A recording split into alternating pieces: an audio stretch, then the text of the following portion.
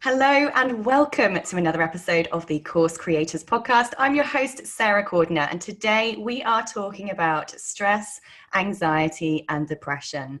Ba-ba-ba-bam. Now, this is not going to be a podcast of doom and gloom, but this unfortunately is something that all of us at some point in our lifetime are going to experience.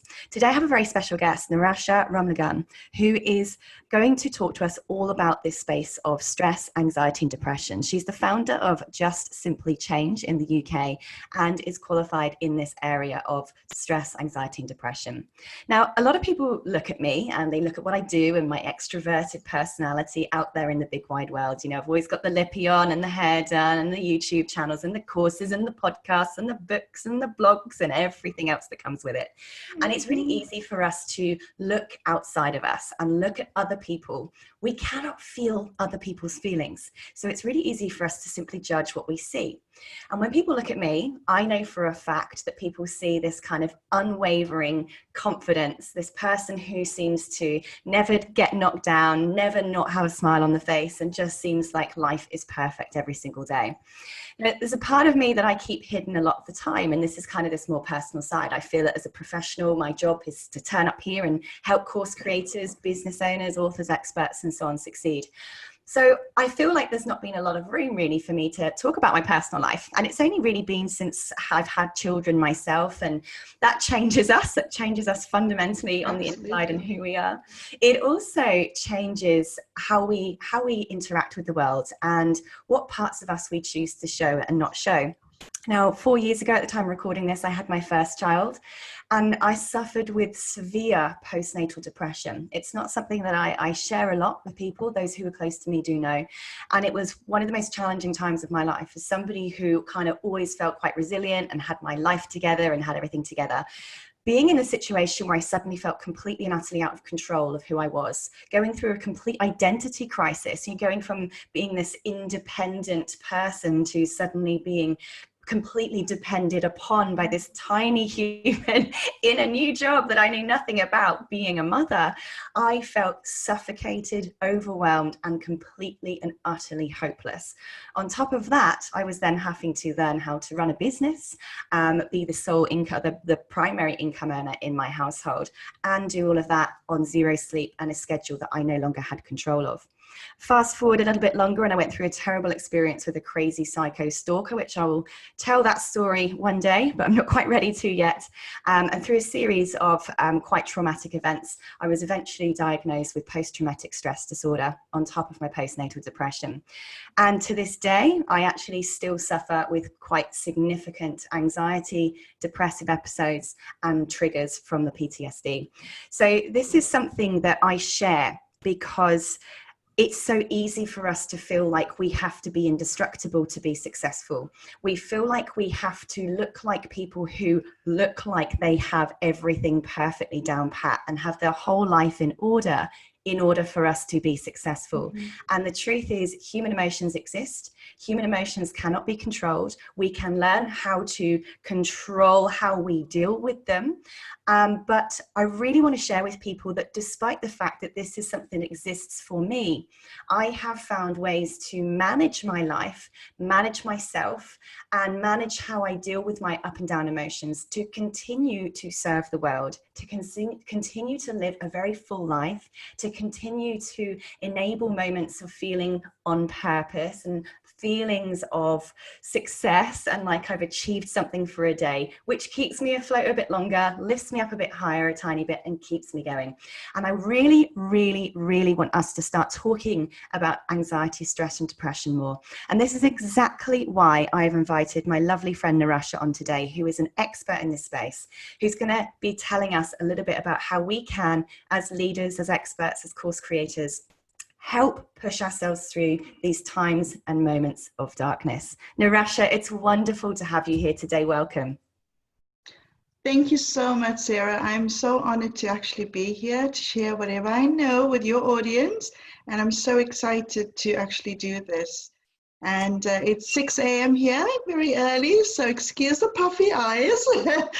But it's great to be here and to hear your story. It's my smile just turned into, wow, you'd never say this. So I'll call you a super mom. So well done to you. Thank you. It's funny, isn't it, how we always judge what we see. It's not until we open up those insides that actually we all realise we're all a little bit messed up in some ways underneath. And you know what? That makes us exactly who we are, and it's totally okay. Absolutely, absolutely. So Nirasha, first of all, we're going to learn a little bit about more about you. But how did you kind of get into this space of stress, anxiety, and depression, helping people through these challenging times in their life? Okay, let me take you back to South Africa. That's where I was born, and that's where I lived most of my life. And imagine this, I'm sitting in my lounge, the South African heat gets to you. It's just very similar to Australia. And I could feel that breeze coming in, but I'm sitting on my couch, all curled up. And I see this person hovering over me, and it was lunchtime. He decided to come home at lunchtime. And when he stepped into the lounge, that's where I was sitting, he saw me crying. I was in a puddle of tears. I was very, very, very emotional. He goes to the VCR. That's what we had, 25 years ago. And he pulls out a tape from there and he starts to rip it. And that was my husband doing that. He came home from school. I was a teacher. I didn't go to school. I was shying away from school. I was looking at a videotape of my baby I just lost. And my baby was 5 months. I was 5 months pregnant. And so I just lost my baby. I had my whole world collapse because I couldn't detach myself from that little being that was inside me. And that's when I was slipping down. It was about 4 or 5 months after I lost my baby and I was feeling this way. So the stress, anxiety, depression became this avalanche that was just wiping me down. And that was the day when I had to bloody give myself a kick up the backside and actually do something, because I didn't realize it was affecting him, my husband, just as much as I. And that's when I started my journey. I couldn't imagine the pain of losing your child. I'm really sorry to hear that loss. And so I suppose this for you. I mean, there are times most people in a situation like that would probably fall down and never get up ever again. What is it that made you different to those people who cannot get through those most unbelievably agonizing life experiences? What is it with you from that moment decided that you were going to dedicate your life to not only getting through that experience of your own, but then helping other people get through awful times in their life? What was that switch that happened there for you? I think because being a teacher, and I was a teacher in South Africa for many years, and I always loved my job, but there was something that was missing in my life. And after I lost my baby, I realized this. And my husband was my beautiful backbone as such. And I think when I looked at him, and I know that so many other husbands go through it, and we don't realize their pain because we're so consumed with our own pain. And when a few years later, I became obsessed with my pregnancies after that. Every month I had my pregnancy test waiting, because that's what my life was. I was waiting to fall pregnant again. But it took me about a year and a few months, and I did fall pregnant again. I've got 2 beautiful kids, and they're 20 and 23 now. But when I came from South Africa here, a few years later, I came with 2 little kids. They were 4 and 2.5. My family thought, gosh, are they gone crazy? They're moving to another country they've never visited or been to. And thanks to my gorgeous mom, she came up with me. And I think missing family and coming to a new culture, new lifestyle, I started slipping into depression again. After a few years, I realized I'm here for 4 years, but there's something still not right. And that's when I stood up one day, and my husband and I were at each other's throats because he's trying to deal with moving abroad, and we thought after 4 years everything will be settled, but missing family, missing friends, and you missing our parents, because they were such a huge part to our lives, my in-laws and my parents. And that's when I felt, you know what, I've been there before. I know how bad it feels. I cannot do this, because now it's not just Anesh and myself, it's my 2 children, Sahana and Ash, and I had to pick myself up again. So I decided, you know what, I need to find a spiritual path. I started with Reiki, then I went to do a neuro-linguistic programming course, and then I went and invested in myself again. I did a hypnotherapy course, and then that day when my life started to change, it just rippled to my kids and rippled to my husband. And when I look back 13 years ago, that was when Just Simply Change was born. And I've been helping my clients since. So I gave up my teaching, and I do this now.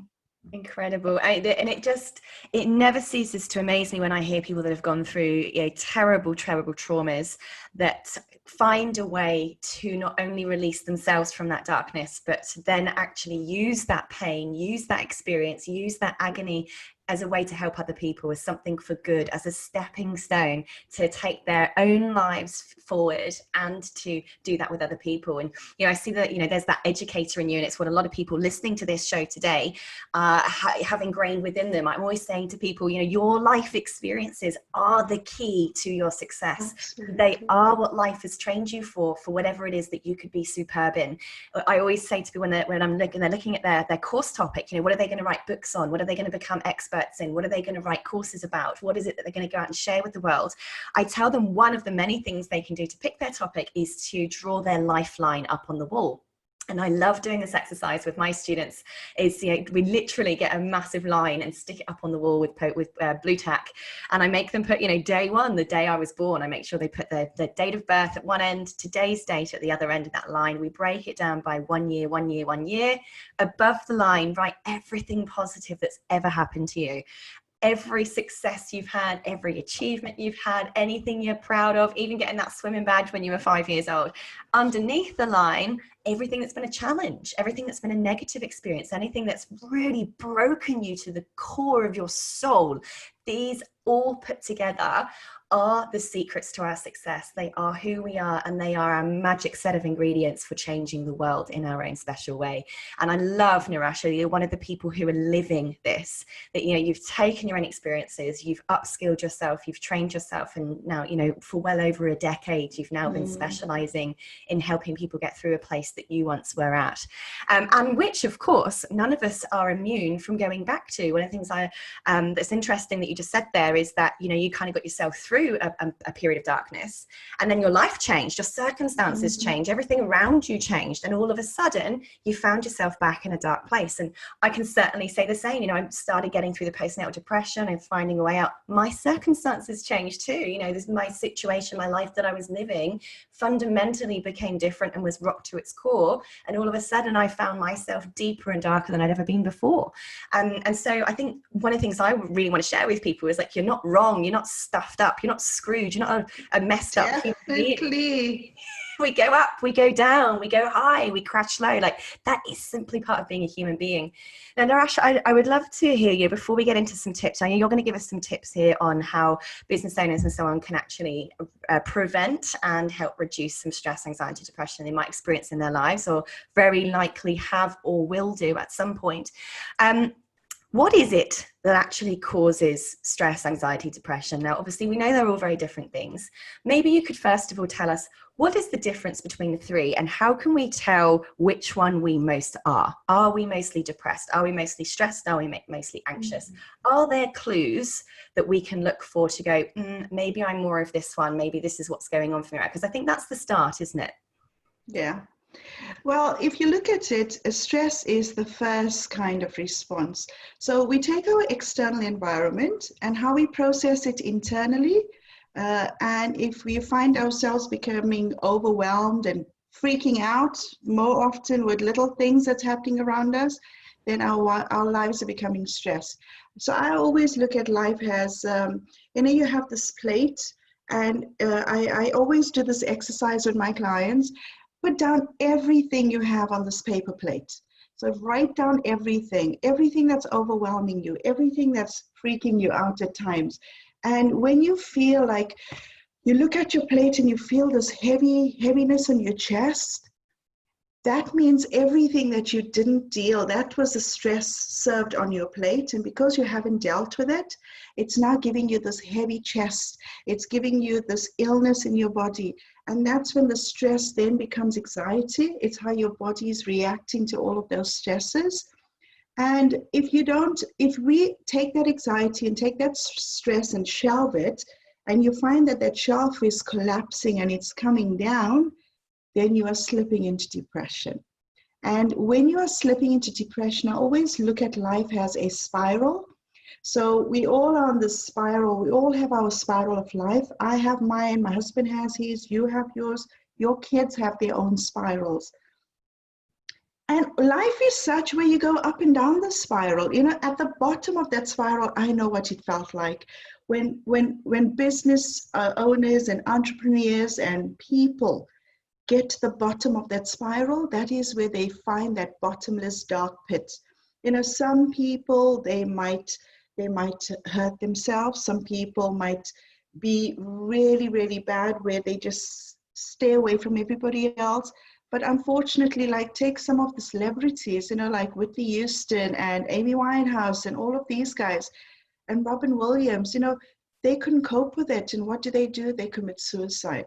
So I think of stress, anxiety, and depression. Just if you don't deal with the stress, your body responds differently. So that becomes anxiety.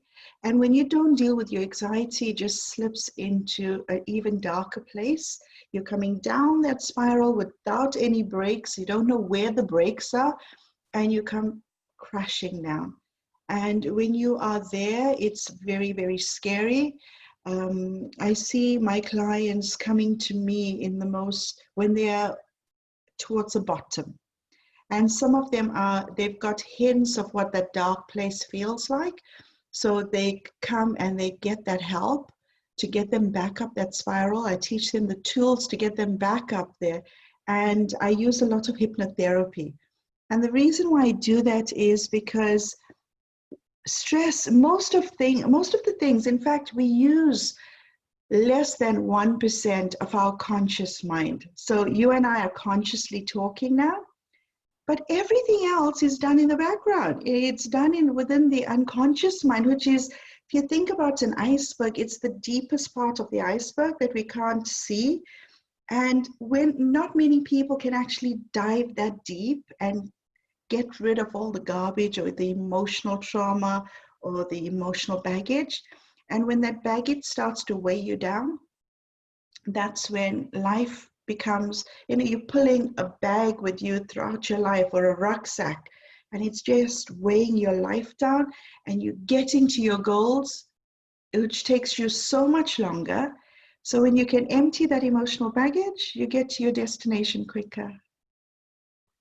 It's like when you go to the airport with your kids and, you know, you're going on holiday and you got all these baggages to carry with you. But when you have somebody else to help you, it just makes the journey much easier. Sarah, I can't seem to hear you. Sorry, there we go. I think it's one of the critical starting points, isn't it? Is to recognize when we are not our usual selves, when we are not okay. And obviously for all of us, the stress will begin manifesting in very different ways for us all. You know, I'm somebody who will try to distract myself from that which I'm uncomfortable facing. You know, if I'm feeling stressed, I'm like, well, I'm not a stressed person. I'm okay. I've got this. I will be all right. I will work harder through it. You know, that's one of my strategies. You know, what coping mechanisms are really interesting. And I think one of the first things we can all do is grab a pen and paper and kind of think, what are my coping mechanisms when I'm stressed out?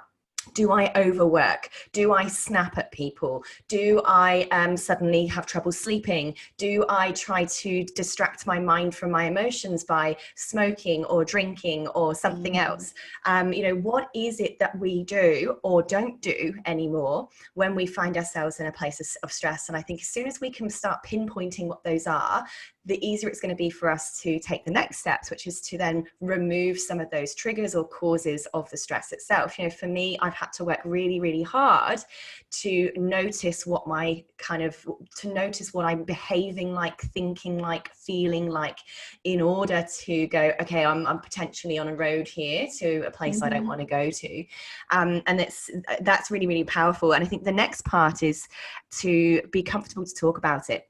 For me, Nirasha, being someone who prides myself on success, I definitely connect my self-worth to, and my sense of self-value to, how successful I am. I'm quite comfortable and happy to admit that is how I associate my own sense of purpose, right, is with how much I do. And for me, in the family that I grew up in, being stressed or upset or miserable was very much frowned upon. There was a very big stigma that was attached to that. I remember my family saying things like, "Oh, you look like a crocodile when you cry," and pull your pants up and get on with it, or have a cup of concrete. Our family was very, very tough. We come from a gypsy background, and there's no time for self-pity. Get on with it, crack on. What are you crying for? Oh, there's people worse than you. There's people going through worse than you are. Oh, you're so full of self-pity. There's all the kind of attitudes that got piled into my head. And I certainly know lots of people listening, may have grown up in similar kind of environments. For other people, they may have been physically beaten for whinging or being a sook, or whatever word you might use in your country for someone who's a bit meh. And this is, it's amazing how this not only causes the way that we behave and don't behave in stressful, high pressure situations, but then whether or not we actually seek any kind of help. So for me, I could have easily overcome a bit of postnatal depression that pretty much all women experience when they have their first babies, if I had been brave enough to go to a doctor and say, "I'm not feeling okay. I've just had this baby, my hormones are all over the place, my brain has turned into hormone soup, and I'm not coping very well right now." I reckon I probably would have got nowhere near to the dark place I got to, and would have been pretty much on top of it quite fast. As it resulted, I hid away from it. I refused to accept or admit that I had failed as a woman, failed as a strong leader, quote unquote. For those of you listening to the episode, I've got my spectacular little quote fingers up in the air, because obviously failure is definitely not feeling sad. But that's how I've been, had this in my head. If I admit that I can't cope, I'm a failure. I'm a rubbish woman. I'm not good enough. I don't want people to know. Will my peers respect me anymore? Will my clients come to me for services if I tell people that I'm someone who has depression? And that is how I felt. So I kept my mouth shut. And I suffered until I completely and utterly fell to pieces. And Nirasha, I couldn't think of anything worse than knowing other people are going through this kind of stuff too. And I know so many people are. So Nirasha, from your expertise, I know for a fact that the first thing I should have done is gone to talk to somebody, whether it was a friend, whether it was my husband, whether it was my midwife, whether it's my doctor, anybody, anyone. But aside from that, what are some of the things we can do to prevent ourselves getting there in the first place? Okay. Now, Sarah, I know that many people, we have our, in the UK, we have NHS, National Health Service, and they are very, very efficient. The doctors and the nurses, they are just awesome. But I think our doctors need to do a little bit more when it comes to stress, anxiety and depression, because the pill doesn't solve everything. And yes, it will help you a little bit, but when your body becomes immune to it, you start to hit rock bottom again. And then you just need an increase of your dose that you have, and it becomes a vicious cycle. So before, go to the doctors, yes, but be wary of it. Don't let your body become too used to popping a pill. There's so many other things. I am like an anti-pill person, even for a headache. There's so many people that will pop a pill for a headache. So, I'm going to, before I even answer that question, I do rapid transformational therapy, which is called RTT, which is an added tool to my toolbox that I use with my clients. And the thing is, there are 3 reasons why people have issues or people have breakdowns and problems and suffer with stress, anxiety, or depression. And these 3 things are not feeling good enough, not feeling loved, or wanting something that is unavailable to you. So when you were growing up, when people said, just snap out of it, you wanted help, but it wasn't available to you. And the third thing is being different. When we feel these 3 things, they are bound to be issues or problems that we are going to be experiencing. Emotional problems, mental problems, social problems, So what actually stops you from going down the spiral? It's actually, number 1 is self-love. I always tell my clients, and I think this breaks people, this brings people, lots of my clients to tears when I ask them like this simple question, do you love yourself? And when I ask them this question and they look at me with tears welling up, they know the answer to that. And when they know that they don't love themselves, how would you be able to do loving things for yourself? So if you do not put yourself first, and I know it sounds selfish, and I just did a post yesterday on my Facebook where I said I thought it was egotistical and selfish to put yourself first and to love yourself. And Sarah, being a mom, your first priority are your kids, and then it's your husband, your partner, and then it's your parents, and the list goes down, and you go to the bottom. You put yourself at the bottom. So when you love yourself and you give yourself, you romance yourself. Why wait for somebody else to buy you flowers? Go and buy your flowers. Go and tell your partner, you know what? I'm going to have a nice candlelight bubble bath. Here's the kids. I don't love them any less, but here's the kids. Have playtime with them. It's so important. So when you put yourself first, you will start to recognize your emotions, how you tick. You'll start to get to know yourself in such detail. So when you are feeling sad, you don't like that feeling in your body. So what would you do? You'll go out for a run. Or you won't comfort eat because comfort eating doesn't help me. It's going to make me feel quite bloated and quite unhealthy. So you'll start to put things in place that wouldn't pull you down your spiral, but would actually pick you back up.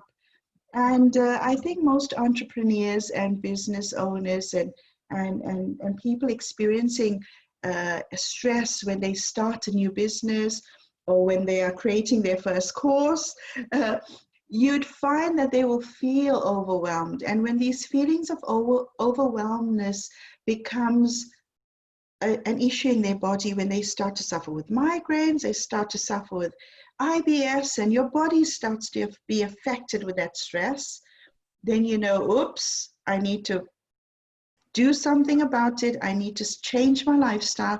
I need to put me first.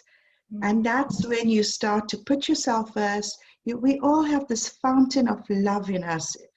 We can give it to our children, we can give it to our neighbors and our friends and family, but many people think it's unavailable to them. This fountain of love is flowing, and it's flowing from you. And we have this ability to tap into it and give ourselves love. Because if you can give yourself love, you won't expect anything else from anybody else. And then you'd be able to manage different aspects of your life. And even those days when you can't, it's not the end of the world. You are able to forgive yourself. And when you're able to forgive yourself and don't look at your failures as, wow, I'm ridiculously stupid or whatever, I'm rubbish. You hear people saying this all the time. I'm rubbish, I'm stupid. I'm not supposed to be successful because I was growing up and my parents had to work really hard. Money shouldn't come to me easily. And many entrepreneurs, they feel that they are not deserving of their success. And when they feel that way, they feel stressed, anxious, depressed, and the ball starts to become, that little snowball becomes this avalanche. You'd find so many people, on your Facebook page. You want people to make their videos and touch base with you, but they're too scared to put themselves on that camera. That visibility fear shows them, I'm not good enough to be in front of this camera. Money blocks for us to sell our courses or for us to sell our products. So many people undervalue themselves because they have these money blocks and they feel like they are not deserving of this life of abundance. And when they get over these blocks, this imposter syndrome and these visibility fears and these money blocks, then the universe starts to give you whatever you need. And we are, there's a photograph people take, oh gosh, it just slipped my mind, of your aura. And is it called curl-in photography, something like that? And people can actually, there's a photography called curl-in photography, yeah. So they take an image of your aura, and when they see your aura, they can tell you whether you're a happy person or you're an unhappy person or you're a destructive person or going through some trauma. And what's a weird thing is, where does that come from? It comes from an energy. We all have these energies around us, and that energy stems from our thoughts. And if our thought patterns are negative and it becomes a limiting belief in our lives, it's very hard to snap out of it. I hate it when people tell me, hey, snap out of it. You'll be okay. No, you don't snap out of it. You have to deal with it. And if you don't deal with it, then the stress becomes even more severe, and anxiety just takes over, and then you slip into this deep depression, and that's not what our lives should be about. Not at all. And it really actually struck a point with me when you mentioned the snowball becoming the avalanche. I'm a very creative person, and therefore one of my skills is being amazing at absolutely catastrophizing. And my head has this incredible ability to turn the flap of a moth's wing into this gigantic cyclone in my mind. And so, then I'll catastrophize, and I'll even start fantasizing in the most dramatic manner about all of the things that could possibly happen, even though they're absolutely unlikely to happen at all. And for me, this is where kind of my stress starts turning into something a bit more dangerous. And I'm sure the same is the same for a lot of other people. So I found one of the ways that kind of I can check in with myself, and this won't be the same for everyone, but this is how it is for me, is when I am stressed, I know that I'm not prioritizing properly. And so for me, what I simply do is I will just sit down and go, what is my main goal? What is my main mission? What is it that the one main thing I'm trying to achieve? And what are the three most important things to achieve that? Nothing else matters. Everything else can wait. This is not a life or death situation. I'm not going to lose the roof over my head or anything else if I make some things wait a while. So that's the first thing I do, is if I'm stressed, I've not prioritized properly. I sit down, I prioritize, and I remind myself that, the world isn't going to explode if I don't answer Jeffrey's email by tomorrow. Mm-hmm. Then when I get anxious, I know that I'm thinking too much about the future. When I have anxiety, I know I have got myself in front of myself. I'm not present, but I'm worrying about what if I do this? What if I don't do that? What if I don't do that well enough? What if this client doesn't love me? What if I don't sell that course? What if I don't win that contract? What if I don't finish it on time? What if? These are all clues to me that I am in the future and I am not present. So one of the first check-ins I do with myself, okay, I'm here. I'm right here. I'm right now. I'm in now. I'm not in tomorrow. None of those things have happened. What is the one thing I can do to be sure that I'm doing the best I can right now in this present moment to make sure that tomorrow is best as it can be? When I am feeling down and depressed, I know that I am sat way back in the past. Mm-hmm. I often find that for me, and again, obviously I'm talking about my own experience, and this may be very different for other people, but I know that when I am depressed, I am somewhere in the past. I'm thinking about, I wish that had happened instead of that had happened. I wish I had done this instead of done that. I wish that would have happened, or I'd said this, or whatever it might be. I wish that right now I was here. I should be. And it's a really interesting time for me to then sit down and go, well, what would I have changed from my past? Often there's not a great deal, but what do I want to have in the future? And we always hear this saying, that if we don't change anything, nothing changes at all. How can we, what is it, the definition of insanity? You keep doing the same thing and expect a different result. So I will say, okay, well, what is it that caused the things that I'm unhappy about today? And how can I make sure I don't do any of those things again today so that they don't come along in my future and I keep repeating those past things? So I don't know, whether you guys listening, maybe you might find your own little ways of checking in with yourself as to whether there's stress, anxiety, depression. Obviously, that's a completely non-clinical approach to checking these things, and I definitely recommend you go and see somebody for sure to get your proper diagnoses and your proper treatments for you. But I think, we can find ways that work for us. And one of the things I love to do is when I've kind of acknowledged, am I stressed out, am I anxious, am I depressed today, I then like to go and find a meditation. And there are so many free meditations on YouTube. A lot of people might be like, oh, woo woo, not the meditation thing. My brain's like a crazy volcano. How am I supposed to make it quiet for 5 minutes? It takes practice. But if I can, with a box of frogs in my head, anyone can learn too. So I just love to go in. If I'm stressed, you can just go to YouTube and type in guided meditation for stress, and you find these amazing meditations come up. If I'm feeling a bit down, I would type in guided meditation for joy, or guided meditation for clearing and cleansing, guided meditation for realigning your energy chakras. There's so many different things that you can type in for you. Maybe you're stressed about money, go and type in guided meditation for wealth and abundance. It's amazing how it can change your mind. What was for May, in the month of May, because everybody's so stressed out because of COVID and anxiety is at its peak. So I did the May guided visualization. So every day I did guided meditation, and it's all on my Facebook page. So it was every day for 20 minutes we did this session, and it was brilliant. So meditation is brilliant. That is absolutely a beautiful way of diving in. I love what you said about living in the present, because the past is dead and gone. The future is not even unborn. So we have to plunge ourselves into the present, which is beautiful. But when you have somebody that's got spaghetti junction up here, and they just cannot untangle those emotions, it's very, very hard for them to actually start meditating, and which I can understand totally, can totally understand it.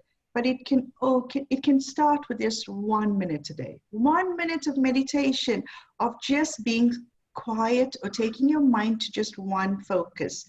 So that is a beautiful thing. But in my first course, I talk about my 3 app tips, and I talk about being authentic. We don't want to live in other people's shoes.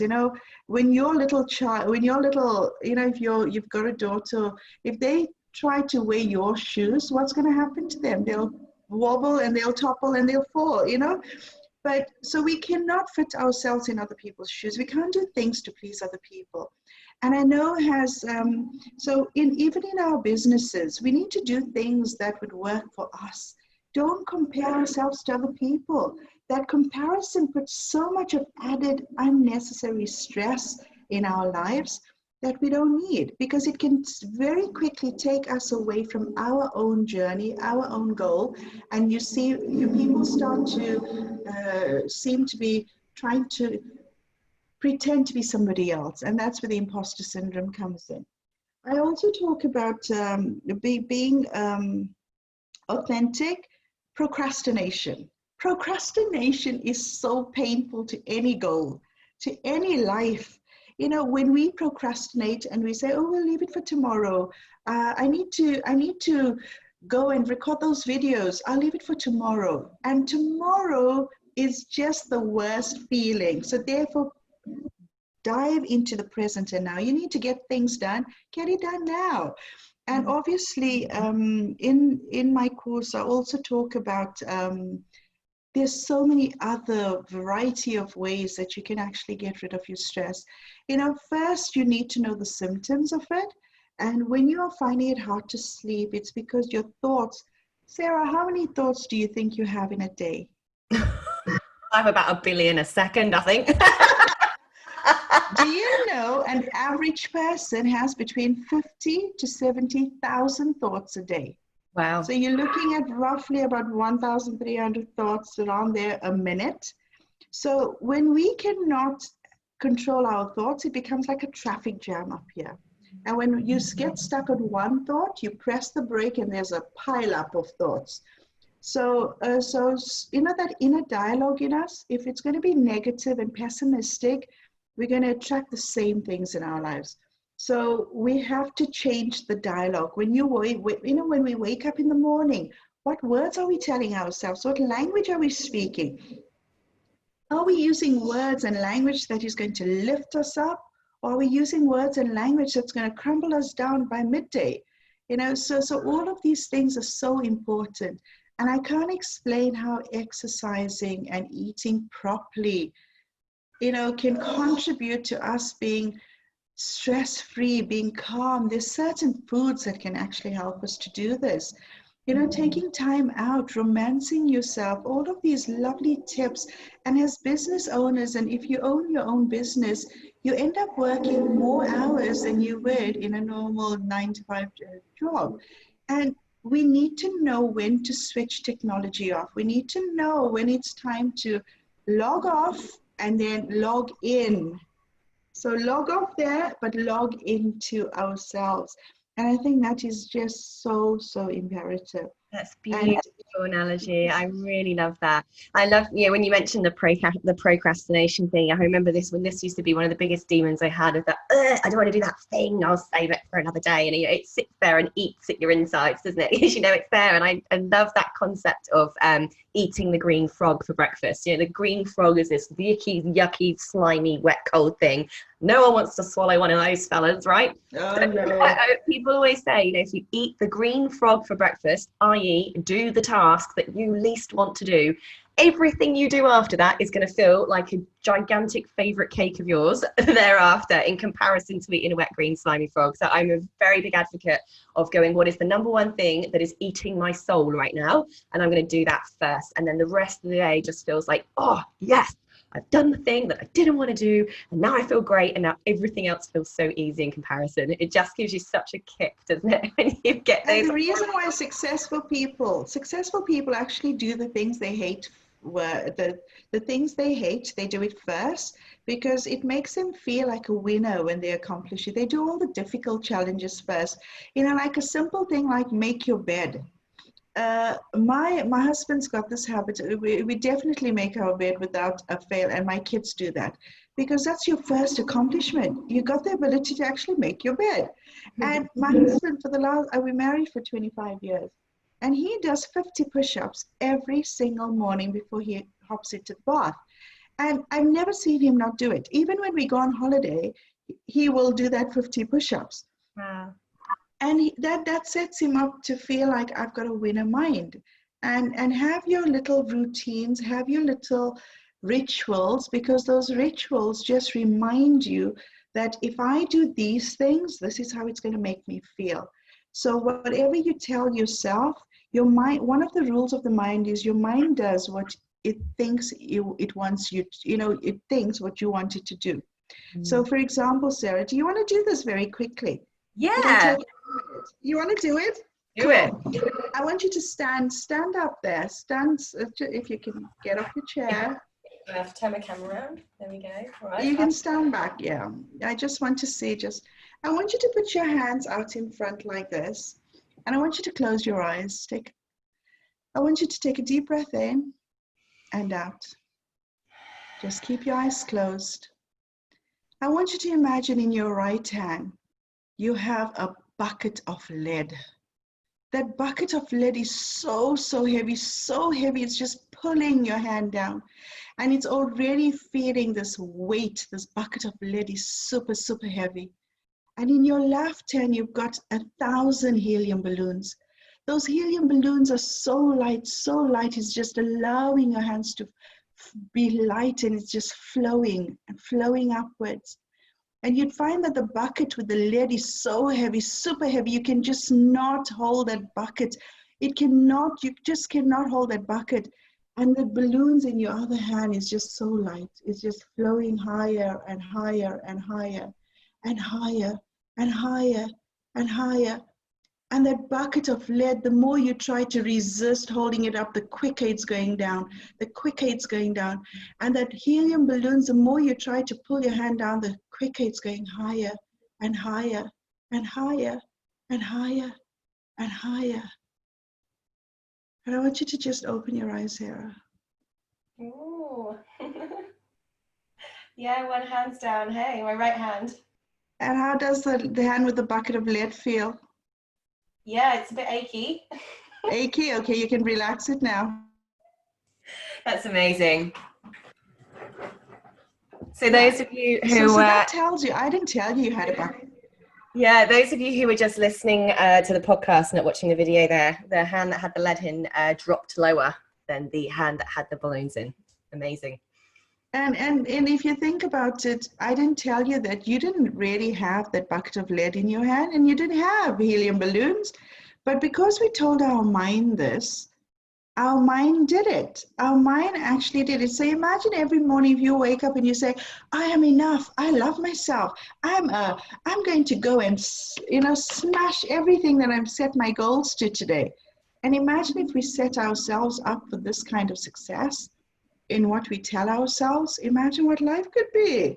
Amazing. And do you know what? Last year I lost my brother, which was really sad. He was only 53, so that really it wasn't in my plans as such, and that took me down a whirlwind. So I had to go to South Africa, and it was the most hardest thing. I have these waves still coming, but I had a book that I was going to publish, and when he passed away, I had to just shelve everything. But then I realized that this wasn't helping my clients, it wasn't helping myself, and it wasn't doing justice to his memory. So I use that energy now, and I actually ended up publishing my book. Amazing. For those not watching the video, it's called Smiling Freedom. Beautiful. Yes, congratulations. And it's I say it's the blueprint for surfing your internet, because we are all internet surfer masters, but now we need to start surfing the internet within us. And I think that's where the gold mine is. That's where we're going to learn all the tricks, all the traits. If I feel that I'm ever stuck and I can't seem to untangle the spaghetti junction, when I sit to do my meditation, the answers just pop into your mind. And where is the answers coming from? It's coming from within you. And if we are suffering with stress, anxiety, and depression, we need to become problem solvers instead of our life's problem makers, because the more we start to look for problems and the more we allow people to judge us, it's going to take us down our spiral. So it's how do we rise above it? We rise above it by loving ourselves, by learning that we are more than enough to do anything in life, and to love the person you see every morning in that mirror. Beautiful. Now, talking of tips, trips, and techniques, we are just coming to the end of this episode, but Nirasha has just spent the last 30 days with me on my Concept to Course program, and from day 1 to day 30 turned her amazing years and years worth of expertise into her first online course. Now, there is going to be a link to this online course at the bottom of the show notes in this episode, so please do go and check that out. But first of all, Nirasha, just before we go, I'd love to hear from you about your experience moving your traditional face-to-face services, traditional coaching, consulting, all that kind of work that you've done face-to-face for decades. How has that been for you transitioning into an online course?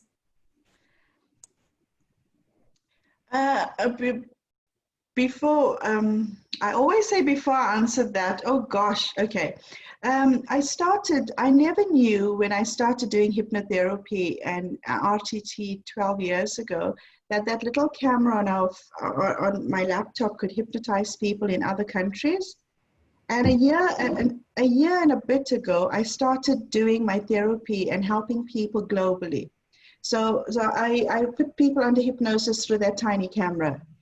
Most people will say, "Oh, I don't believe you." Oh, yes, it works. So Wow. when I started my online course, that was one of my goals. And then you popped up in my email. Yay! And that was last night I was telling my kids, seeing you popping up on my email was one of the best things that have come. So thank you, Sarah.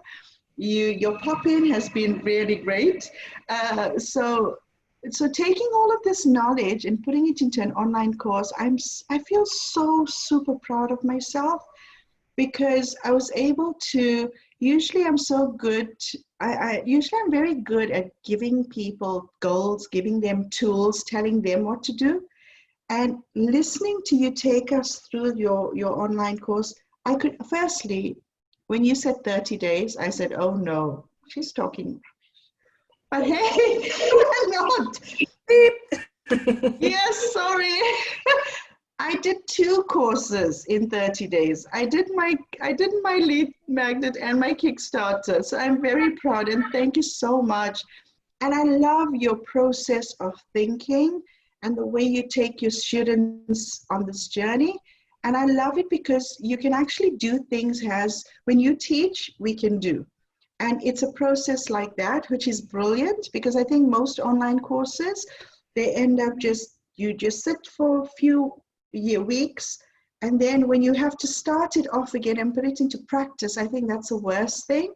So I love this whole interactive thing. Stop, pause, do your bit. And I love that. And I made sure that my course also follows that. So there's a lot of pauses, go and do this now. And pauses, go and listen to this hypnosis audio now. So I'm so grateful to you. Your process of the way you created your course is just fantastic. Thank you So so much. hats off to you because you've been amazing. I loved it. I Well, love my hats off to you for completing not one but 2 whole online courses in just 30 days. It's amazing, and it just goes to show the passion, the dedication that you have to your topic. So if you guys want to go and check out the courses that Nirasha has created in the Concept of Course program, in the links below there are 2 things for you to go and check out. Now, first one is a freebie from Nirasha. Thank you so much. That is Nirasha's, what we call in our industry, your lead magnet mini course. Everybody needs to have one. If you haven't got yourself a lead magnet mini course, it's the first thing you need to create. Go and check out Narasha's one below. And of course, there's a secondary link there to her main course that she has created, which contains a whole range of amazing teaching, training, and years worth of experience that will help you manage your stress, and using one of her very special techniques that she has created herself to help you through that particular process. Nirasha, it's been incredible having you on the show today. Now, below in the show notes, by the way, everyone, we've got the links to Nirasha's Facebook pages, her website, and all of the places that you can go and connect with her, follow her, and join in her amazing, beautiful, lovely, heartwarming world. Thank you so much for being here. Thank you so much for having me, Sarah. And, I'm always so passionate on talking about stress, anxiety, and depression. And if you can help people out there by just sharing, I'm all for that. And there's some really powerful things in the course. There's this thing called Upgrade the Child, where we can upgrade that little child in us that's controlling our present and our future. So I'll be grateful. Go and have a look, and there's lots of free content, meditations, lots of things on my Facebook page and things like that. So Sarah, thank you so much for having me here. Absolutely. 6 o'clock in the morning. It's amazing. And listen, guys, that do not forget that showing, feeling, experiencing times of stress, anxiety, depression means that you are in any way faulty or defunct in any manner. It happens to all of us. It happens to the best people in the world.